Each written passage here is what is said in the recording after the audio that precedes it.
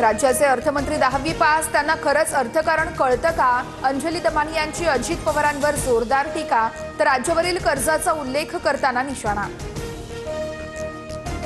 आमदार संग्राम जगतापांना पक्षाकडून नोटीस, अजित पवारांच्या इशाऱ्यानंतर सुनील तटकरेंनी नोटीस बजावली। दिवाळीची खरेदी हिंदूंकडूनच करा, जगतापांना वक्तव्य भोवलं। नुसती नोटीस देऊन उपयोग नाही, पक्षातून काढून टाकायला पाहिजे, संग्राम जगतापांवरून सुप्रिया सुळेंचा निशाणा, तर जगतापांची वक्तव्य सामाजिक ऐक्याला बाधा आणणारी, सुप्रिया सुळेंची प्रतिक्रिया।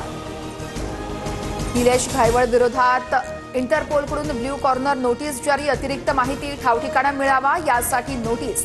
इंटरनॅशनल क्रिमिनल पोलीस ऑर्गनायझेशनची पुणे पोलिसांना मदत।